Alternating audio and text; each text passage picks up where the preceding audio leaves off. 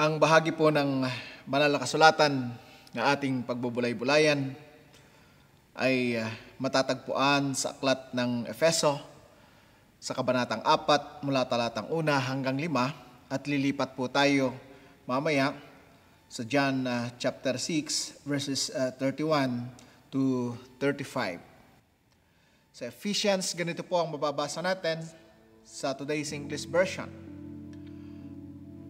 I therefore, the prisoner in the Lord, beg you to lead a life worthy of the calling to which you have been called. Be always humble, gentle, patient. Show your love by being tolerant with one another. Do your best to preserve the unity which the Spirit gives by means of the peace that binds you together. There is one body, one Spirit, just as there is one hope to which God has called you. This is one Lord, one faith, one baptism. In the Gospel of John, our ancestors ate manna in the desert. Just as the scripture says, He gave them bread from heaven to eat. I am telling you the truth. Jesus said, what Moses gave you was not the bread from heaven. It is my Father who gives you the real bread from heaven. For the bread that gives is He who comes down from heaven and gives life to the world. Sir, they asked Him, give us this bread always. I am the bread of life. Jesus told them, those who come to me will never be hungry. Those who believe in me will never be thirsty. Tayo pang lahat ay napagpala sa ating pakikinig sa pagkabasa ng kanyang banal na salita. Our theme for today, you are worthy. You are worthy. Isang pinagpalang araw sa ating lahat, mga kapatid. Tayo muli ay nasa dulang ng ating Panginoon Yesus. Kumusta po kayo? Ano yung mga bagay o pangyayari na na-encounter natin sa ating mga buhay sa mga araw na dumaan mula noong huling araw na tayo ay nagkasama sa dulang ng ating Panginoong Yesus? Ang mga pangyayaring ito ay maaaring nakapagbigay sa atin ng kasiyahan, kagalakan, at mayroon din namang pangyayari, marahil, na nagbigay sa atin ng kalungkutan. Sa panahon ng pagragasa ng bagyo, ay maraming mga naapektuhan, maraming mga nasirang pananim, at may mga buhay pa na naisakripisyo. At kung titignan po natin within our area, sa Benguet, dito sa Baguio mga kapatid, ay maraming mga nasira. Nasira mga infrastruktura, mga daan, mga pagawain mga kapatid, ay maraming mga nasira. Ngunit, ang mga ito ay sadyang realidad na nangyayari. At sa mga pangyayaring ito, nagtatanong ba tayo sa ating mga sarili? Bakit? O dili naman kaya ang tanong ko sa atin, minsan ba natanong ninyo ang inyong mga sarili kung anong pagkatawag mayroon po tayo sa Panginoon? Anong calling mayroon po kayo sa Panginoon? What calling? Or ano yung tawag o pagkatawag ng Diyos sa inyo sa mundong ating kinagagalawan? God called you to what you are now. Kapag pinag-uusapan po natin ang calling o yung pagkatawag ng Panginoon sa aming mga church workers, sa mga pastors, sa mga diakonisa, sa mga pari at sa lahat ng mga manggagawa sa loob ng iglesia, ay tumutukoy doon sa kung paano tayo tinawag ng Panginoon at kung paano tayo tumugon sa pagkatawag sa atin. At nung tinawag po tayo ng Panginoon ay maraming mga consideration sa atin. Sa akin, ayaw ko sana. No? Ayaw ko magpastor. Yung konteksto namin bilang manggagawa ay parang ito yung pagkatawag ng Panginoon, yung sinasabi natin, tumatakbo agad sa ating kaisipan, yung pagiging pastor, yung pagiging diakonisa, yung pagiging pare. No? Pero, God called you to what you are now. Kami ay tinawag upang maglingkod sa Diyos, upang maglingkod sa Kanyang iglesia. At kayo ay tinawag naman ng Diyos sa anumang bukasyon o propesyon na kinalalagyan iyo ngayon. Ikaw ba ay isang lawyer? Ikaw ba ay isang teacher? Ikaw ba ay isang doktor? Inhinyero? Manggagawa? Janitor? O magsasaka? Ano man yung kinalalagyan mo ngayon, ikaw ay tinawag ng Panginoon doon sa sitwasyon kung ano ang mayroon ka ngayon. God called you for a purpose. And you are worthy to that purpose. Ikaw ay karapat-dapat doon sa purpose na yon ng Panginoon. In your workplace as a Christian, this is your mission field. Saan ka man nagtatrabaho ngayon, saan ka man naroon ngayon, ano man yung profession mo ngayon, ito yung mission field mo bilang mananampalataya. Kung ikaw ay isang guro, mga kapatid, lagi kong sinasabi sa mga nakasama nating guro na ang pagtuturo ay mayroong kaakibat na passion. Passion to teach. Passion and concern sa iyong mga tinuturuan. Sapagkat hindi pwedeng i-prepare mo lang yung lesson, itinuro mo sa kanila, kung wala silang natutunan, okay na, di bali sa sweldo ka. Hindi yon. Ang teacher, ang pagiging guro, ang pagiging educator, kailangan mong mayroong passion ka para ito ay magdulot sa iyo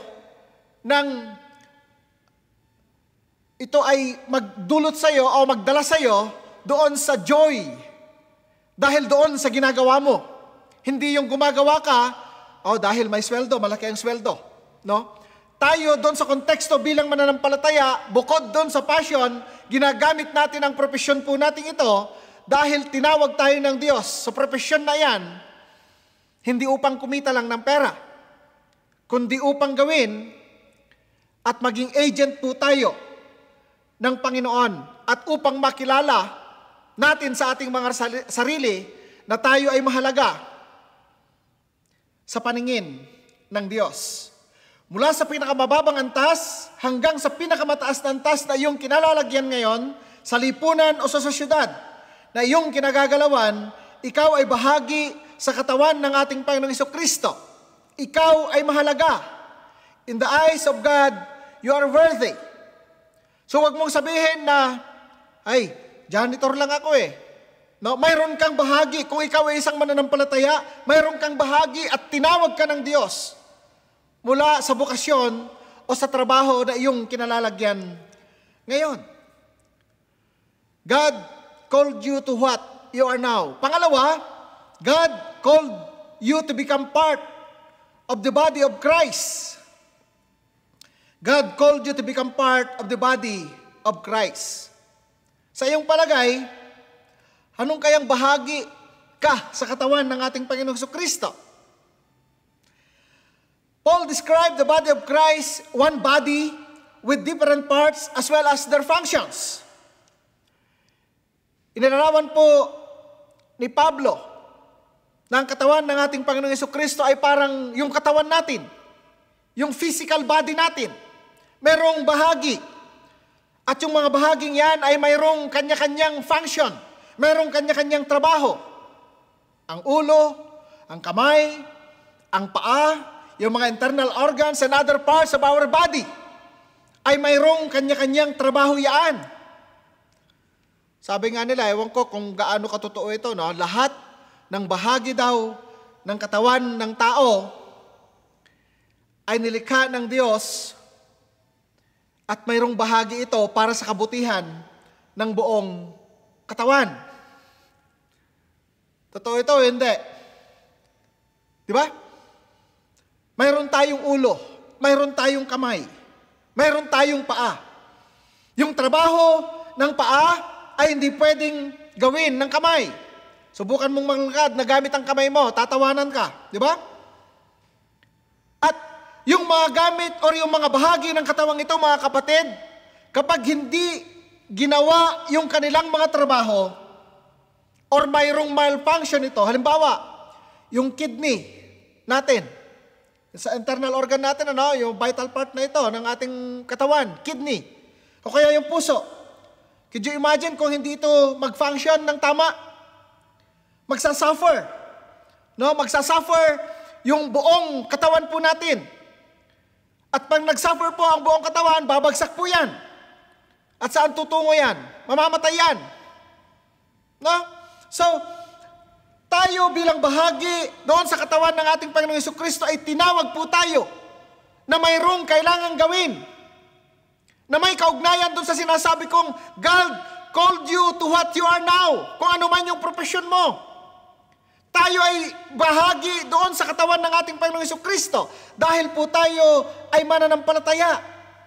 And could you imagine, ikaw na bahagi ng katawan ng ating Panginoong Jesucristo ay magkaroon ng malfunction.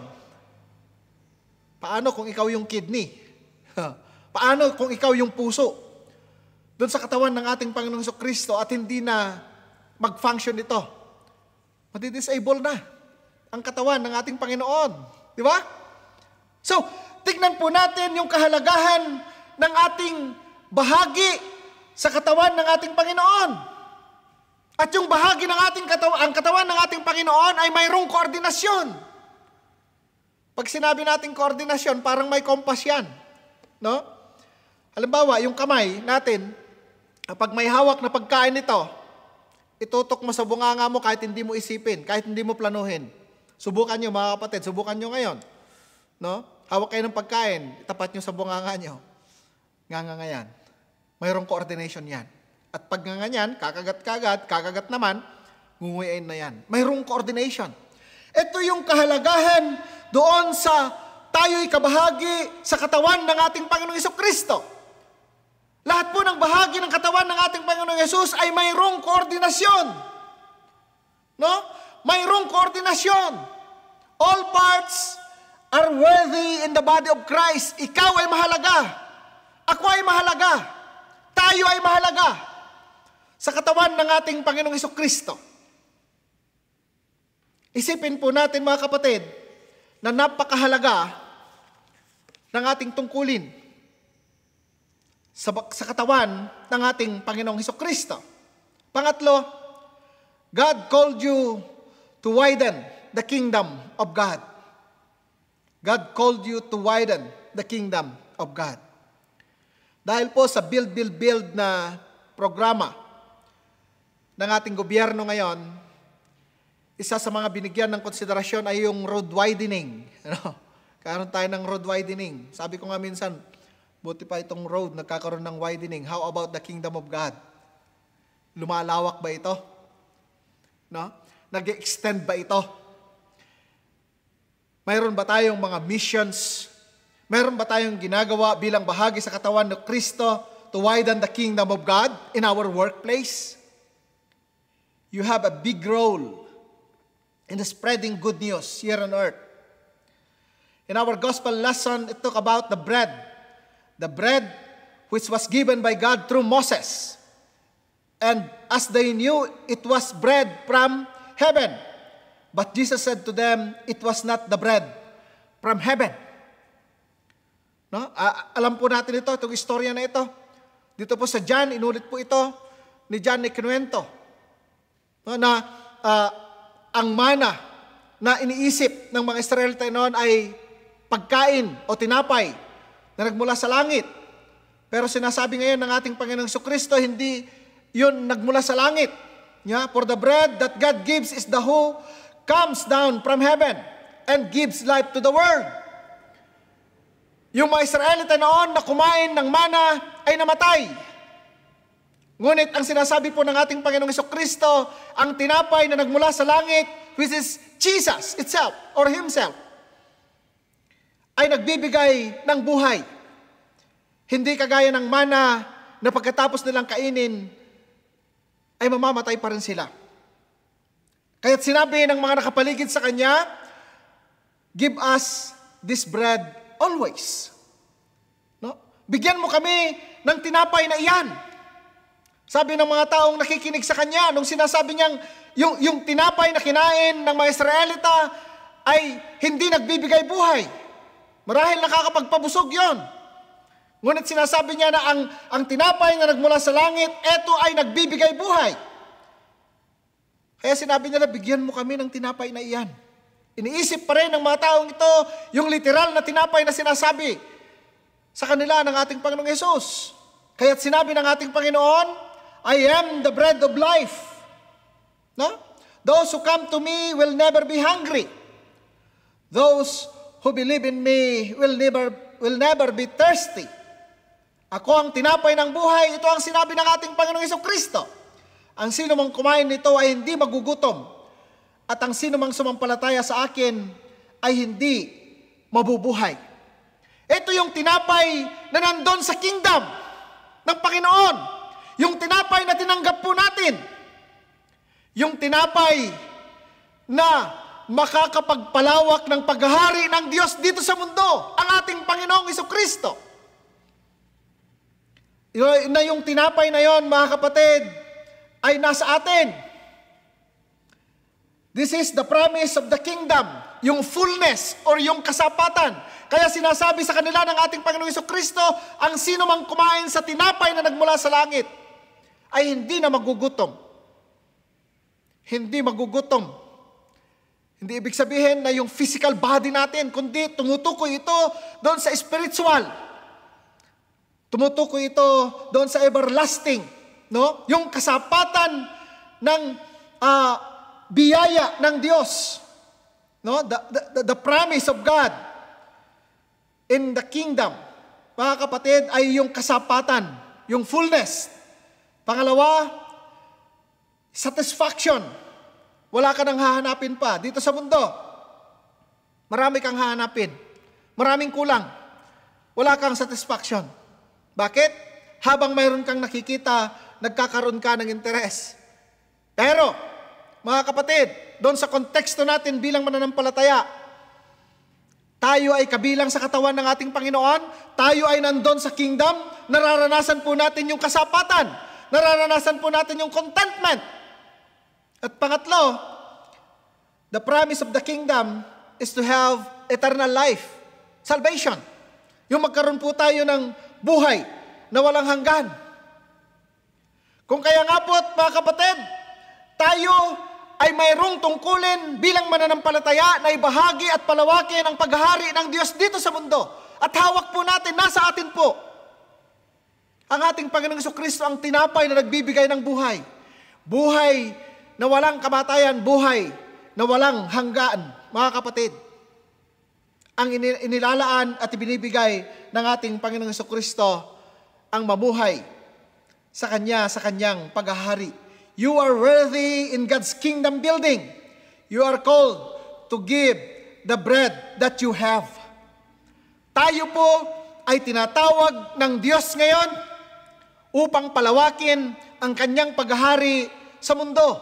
At bahagi po tayo, mayroon po tayong malaking bahagi bilang mananampalataya sa pagpapalawak ng paghahari ng Diyos dito sa mundo. Ang tinapay na yung hawak, si Jesus na nasa iyo, mga kapatid, ang siyang kasama natin sa lahat ng panahon, sa lahat ng sitwasyon ng ating mga buhay. And now, what is your vocation? What is your profession? Ano yung pagkatawag sa iyo ng Panginoon? Ano yung trabaho mo ngayon? Ano yung kinalalagyan mo ngayon? Ano man yung kinalalagyan mo ngayon, you are called by God for a purpose. Let us all know that you are worthy in the eyes of God. For you are called to become part of the body of Christ. You have a unique function na ikaw lamang ang pwedeng gumawa. You must do it for the glory of God. Walang gagawa nito para sa iyo. To widen God's kingdom is the highest calling to all of us today. It is the goal of every believer. You have the bread. We have the bread. And the bread that gives life to all of those who want to eat. Share this bread to everyone. Share this bread in all seasons. Share this bread wherever you are. Brothers and sisters in Christ, you are worthy.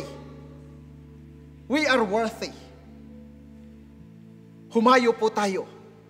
Gawin po natin. Ipakita po natin ang kahalagahan natin sa mata ng ating Panginoon at ang kahalagahan natin upang solusyonan ang problema ng bawat tao dito sa mundo, ang kanilang pagkahiwalay sa Diyos dahil sa kasalanan. Sa Diyos po ang papuri. Tayo manalangin. Maraming salamat, O Diyos, sa biyaya ng tinapay ng buhay. Maraming salamat, O Diyos, sapagkat kami ay mahalaga sa iyong paningin, anuman ang aming kalalagayan sa mundo na aming kinagagalawan.